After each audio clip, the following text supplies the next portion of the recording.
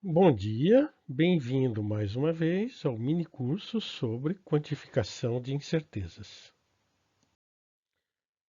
Nas apresentações precedentes, vimos do que estamos falando, vimos as técnicas de representação de variáveis aleatórias, vimos aplicações, a identificação e a resolução de problemas numéricos deterministas.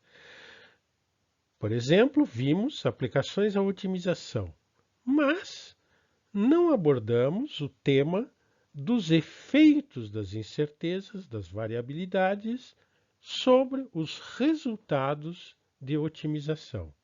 Como representar os efeitos de uma variável aleatória sobre o resultado de um problema de otimização.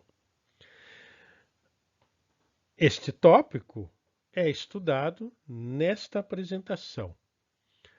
Há dois casos distintos: os casos onde estamos trabalhando em dimensão finita e os casos onde estamos trabalhando em dimensão infinita. Em ambos os casos, as técnicas e os métodos não são os mesmos, como veremos. Hoje vamos ver como aplicar as técnicas de quantificação de incertezas para caracterizar a densidade de probabilidade ou a função cumulativa de soluções de problemas de otimização. Lembremos que um problema de otimização é caracterizado por uma função objetivo S, variáveis x e uma região admissível S. Na prática, podemos encontrar situações onde a função objetivo f ou a região admissível S dependem de uma variável aleatória. Neste caso, a solução x', ela também depende da variável aleatória. Encontramos, então, um caso típico de quantificação de incertezas. Para determinar a distribuição de x', necessitamos uma amostra. Podemos gerá-la a partir de uma amostra de U. Neste caso, aplicamos um procedimento de otimização global. Para cada valor de U disponível, obtemos assim um resultado x' que corresponde àquele valor de U. Geramos assim uma amostra de valores x' U. Uma alternativa é determinar os coeficientes da aproximação diretamente, minimizando a média de f da aproximação U.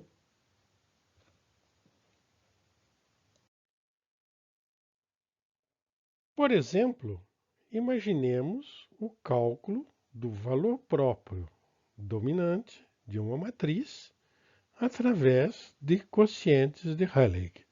Temos que maximizar o coeficiente de Rayleigh. Podemos adotar, por exemplo, o procedimento de criar uma amostra.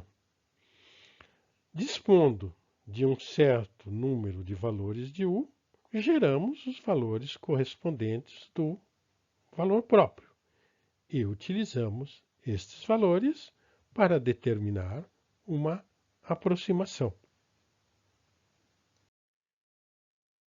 Neste gráfico, vemos um exemplo deste tipo de procedimento.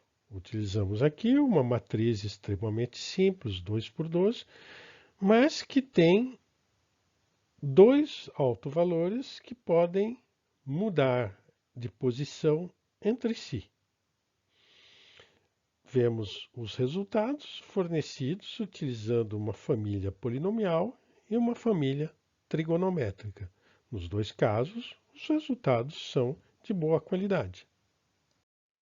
Consideremos uma função típica de Rosenbrock, cuja solução é x' igual a 1 menos U. Vemos aqui à direita a distribuição de probabilidade de x estrela. À esquerda, temos a distribuição de probabilidade obtida por simulação Monte Carlo utilizando a fórmula de x estrela. À direita, vemos a distribuição de probabilidade obtida numericamente, minimizando a média da função objetivo.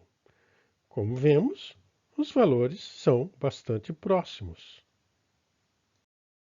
Neste exemplo, consideramos uma função de Shekel, cuja expressão está dada abaixo.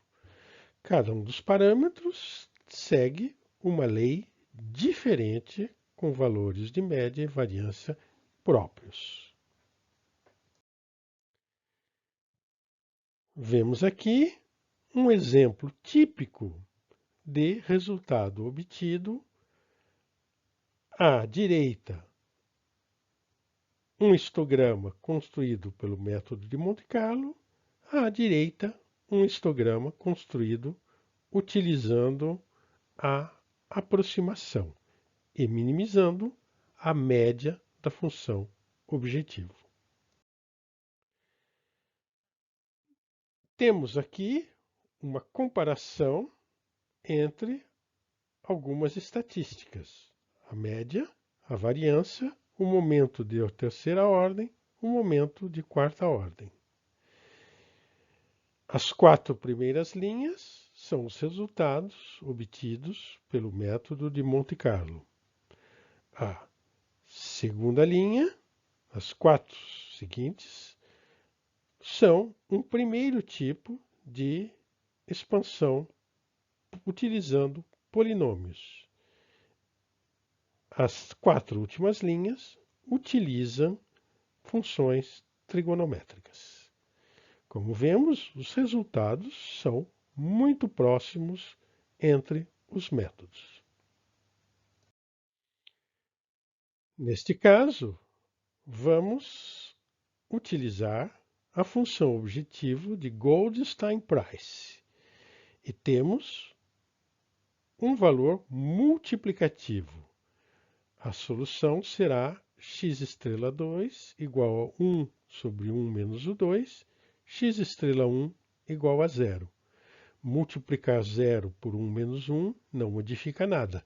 Então, teremos o valor constante igual a 0 na primeira componente da solução. Vemos aqui uma comparação entre os resultados obtidos e os resultados de um método de Monte Carlo. À esquerda, o histograma obtido por um método de Monte Carlo. O único valor é 0. À direita, o resultado obtido minimizando a média da função objetivo. Aqui vemos o histograma da segunda componente do vetor x. Como podemos observar, que seja para o primeiro componente ou para o segundo componente, a aproximação nos dá excelentes resultados. Temos aqui uma comparação entre os valores da média, da variância do momento de ordem 3 e do momento de ordem 4. Como vemos, as aproximações utilizando diferentes famílias hilbertianas coincidem, são bastante próximas dos valores obtidos utilizando Monte Carlo. Temos aqui um problema mais sofisticado. Uma placa tendo ângulos que são aleatórios. E utilizamos uma aproximação polinomial de ordem 5.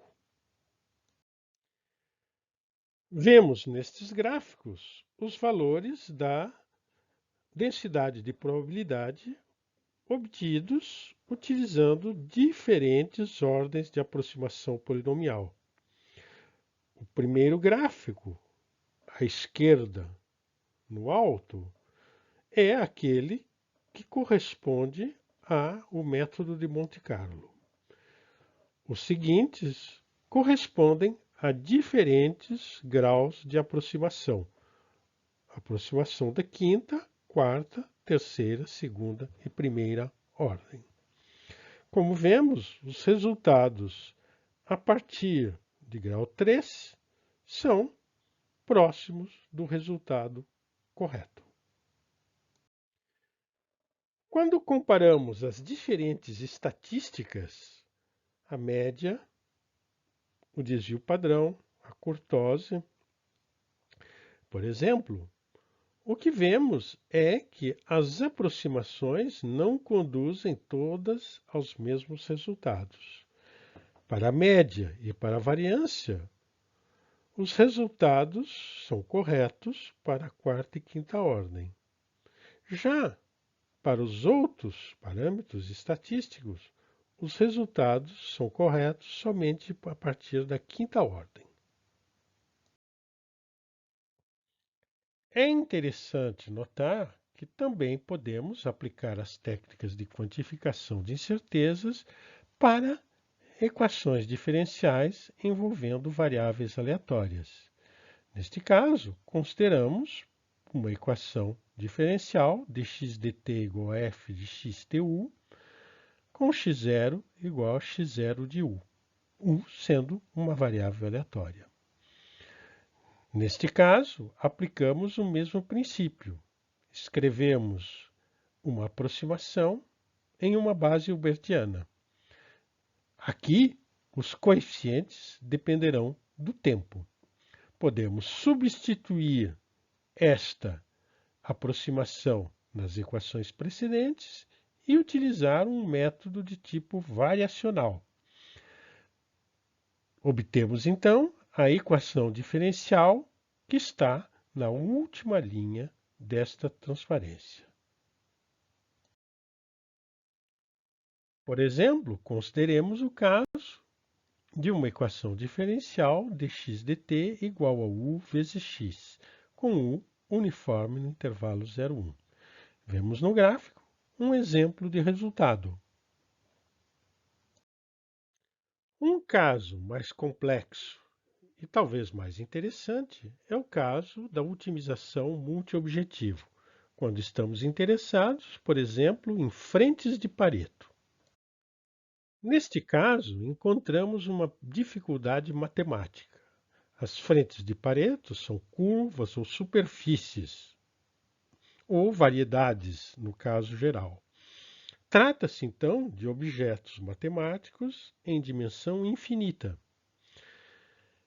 Aparece um problema, que é o de determinar estatísticas de famílias em dimensão infinita. Por exemplo, famílias de curvas. Como construir uma média de uma família de curvas? Um intervalo de confiança para superfícies. Qual é a variância de uma família de variedades? Todos esses problemas são complexos. Vamos estudá-los um pouquinho. Podemos começar a análise considerando incertezas em funções. Por exemplo, consideremos uma função x de tu que depende de uma variável aleatória u. Uma primeira tentativa é o cálculo de uma média pontual. Podemos calcular média de x de tu para t fixo. Vemos neste gráfico qual é o resultado quando consideramos a família seno de u vezes t, onde u é uma variável de lei uniforme. E aqui vemos o resultado quando x de tu é seno de 2π t mais u com u uniforme. Como vemos, uma dificuldade aparece.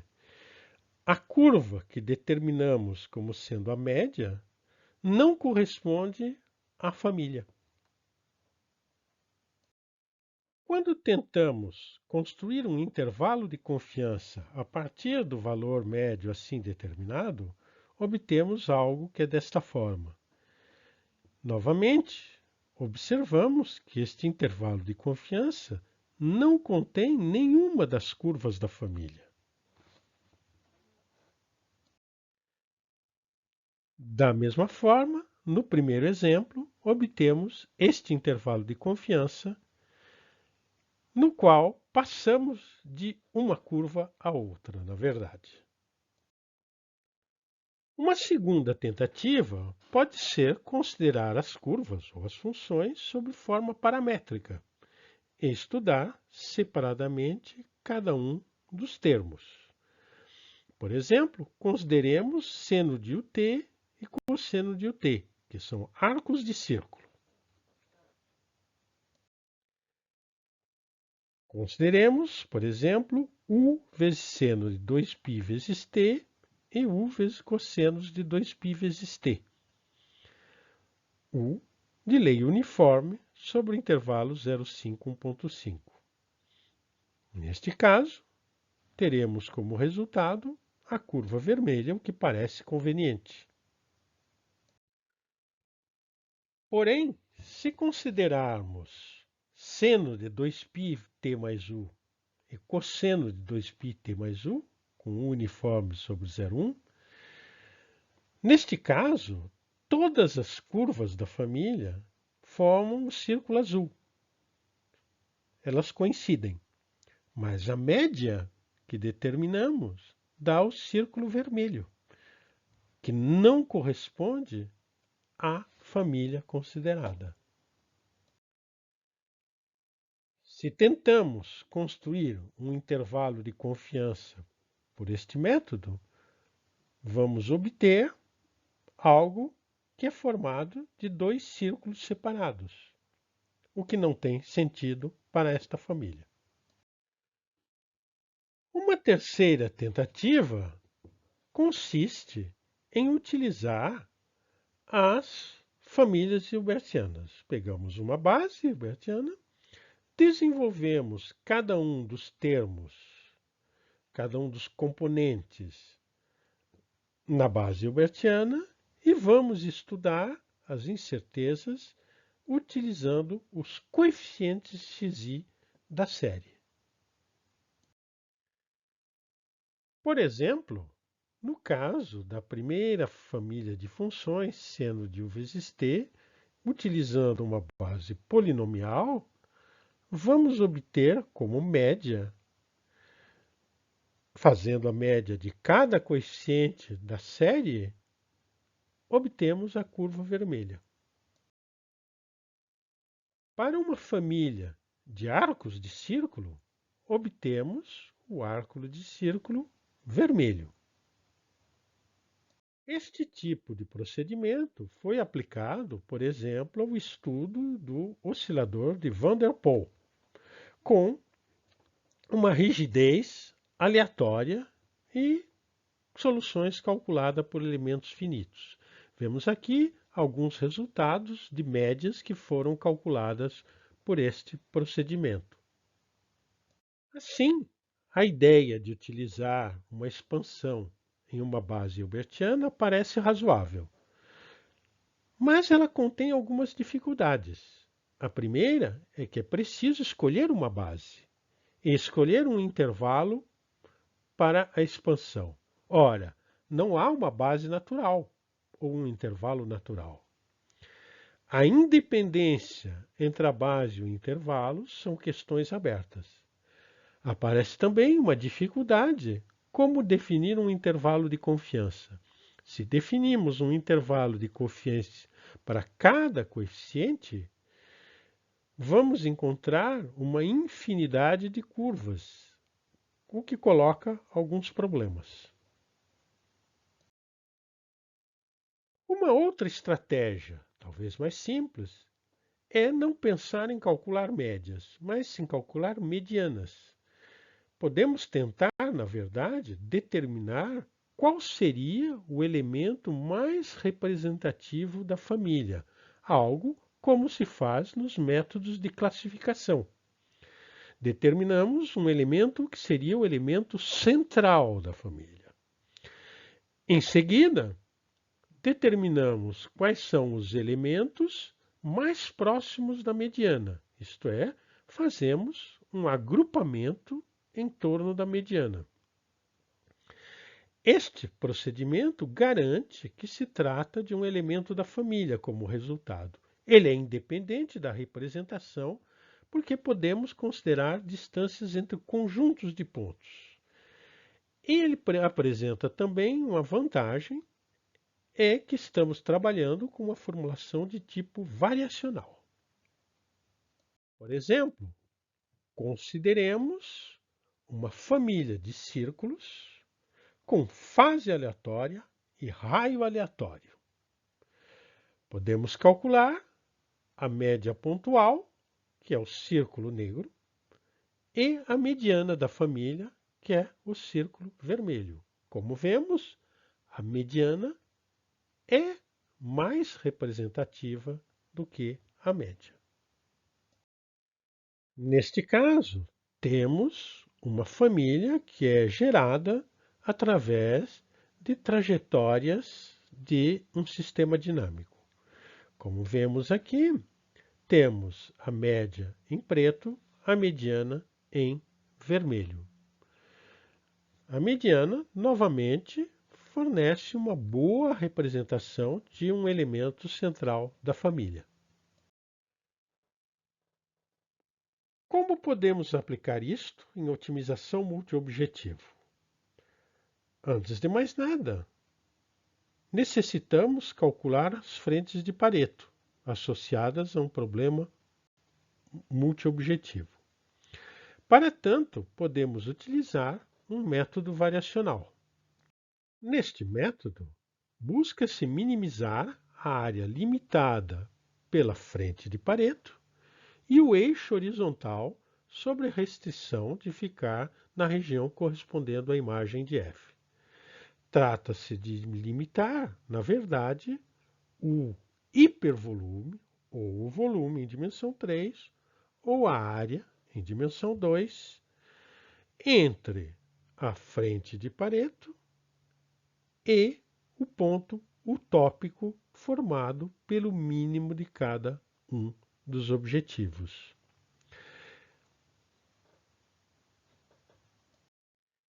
É possível demonstrar que a frente de Pareto minimiza este hipervolume. Na verdade, o teorema fundamental mostra que todos os pontos que se encontram sobre a curva que minimiza este hipervolume são pontos que realizam as condições de Pareto. Na prática, por exemplo, em dimensão 2, dois objetivos, podemos colocar como incógnita uma curva que a t associa x de t, definida sobre 0,1, e que conecta os pontos extremos, definidos pelo mínimo independente de cada função. A curva que queremos determinar tem a forma f de x de t. E vamos buscar a curva que minimiza o hipervolume em dimensão 2, a área entre a curva e o ponto utópico. Temos aqui um problema de tipo variacional. O objetivo é único, mas o meu problema é a determinação de uma curva. A curva pode ser determinada por aproximações. Como já vimos, podemos utilizar uma base hilbertiana para construir a curva e colocar como incógnitas os coeficientes que devemos determinar. Temos aqui um exemplo utilizando uma base polinomial. A frente de Pareto exata aparece em azul. E a frente determinada por este método aparece em vermelho. Note-se que temos uma frente que não é convexa. Graças a este procedimento, podemos determinar facilmente as frentes de Pareto. Construindo uma família de frentes de Pareto, podemos então determinar a mediana da família e um intervalo de confiança. Temos aqui um exemplo da função de Binetcor. Em vermelho aparece a mediana, e em verde aparece o intervalo de confiança 95% para a frente de Pareto. Aqui temos os resultados para o teste da Fonseca e Fleming. Em vermelho, a mediana da família. Em verde, o intervalo de confiança 95%.